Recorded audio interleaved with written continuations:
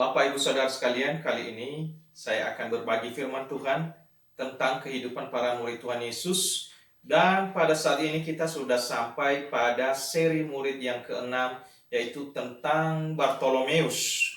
Menurut tradisi, kebanyakan penafsir menyimpulkan bahwa Bartolomeus adalah orang yang sama dengan Nathanael yang dikenalkan oleh Filipus kepada Yesus di dalam Yohanes pasal 1 ayat yang ke-45 sampai ayat yang ke-47.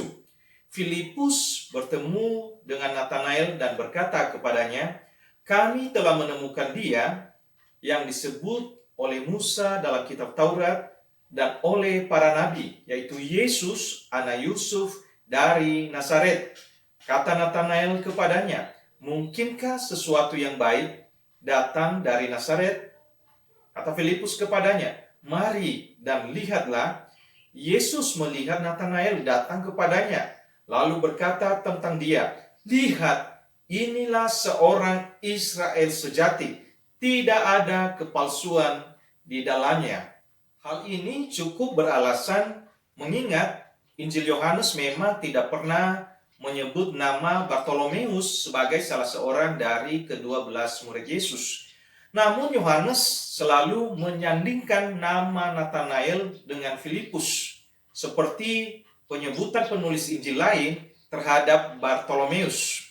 Dari semua murid Tuhan Yesus, Bartolomeus atau yang disebut juga Nathanael adalah satu-satunya yang ragu untuk mengikuti Yesus. Awalnya Bartolomeus atau Nathanael meragukan kemungkinan Mesias datang dari Nazaret. Namun akhirnya dia tercengang karena Yesus mengenalnya setelah melihat dia di bawah pohon ara, seperti yang dicatat di dalam Yohanes pasal 1 ayat yang ke-48 dan 49. Kata Nathanael kepadanya, "Bagaimana engkau mengenal aku?" Jawab Yesus kepadanya, "Sebelum Filipus memanggil engkau, aku telah melihat engkau di bawah pohon ara."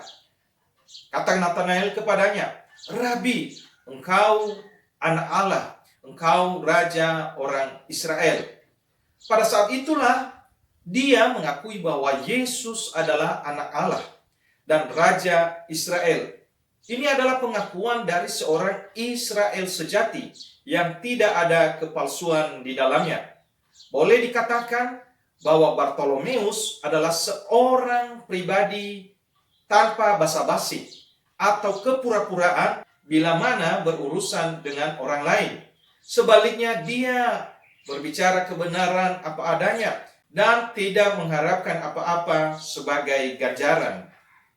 Makanya waktu Filipus mengajak dia bertemu Yesus, tanpa sungkan dia berkata, "Mungkinkah sesuatu yang baik datang dari Nazaret?" Namun hal yang baik pada Nathanael adalah ia tidak membiarkan keraguannya menghalangi untuk mendengarkan bukti yang dikemukakan oleh Filipus bahwa ia telah bertemu dengan Mesias. Tuhan Yesus menemukan dalam diri Bartolomeus suatu dasar yang kokoh untuk membangun hidup dan kehidupan spiritual serta iman.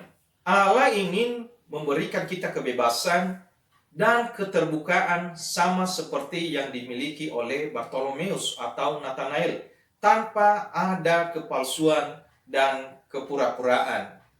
Saudara-saudara sekalian, kalau ada yang perlu disesali oleh Nathanael, maka mungkin itu adalah berkaitan dengan komentarnya yang merendahkan tentang Nazaret. Mungkinkah sesuatu yang baik datang dari Nazaret? Tetapi hal yang tidak pernah disesali oleh Bartolomeus atau Nathanael adalah keputusannya mengikut Kristus. Bahkan ia setia sampai akhir. Menurut tradisi gereja, Bartolomeus dikabarkan mati syahid di Albanopolis di Armenia. Ia dipenggal kepalanya. Tetapi tradisi yang lebih populer menyatakan bahwa ia dikuliti hidup-hidup dan disalib dengan kepala di bawah. Biarlah firman Tuhan ini menjadi berkat kepada setiap kita. Tuhan memberkati.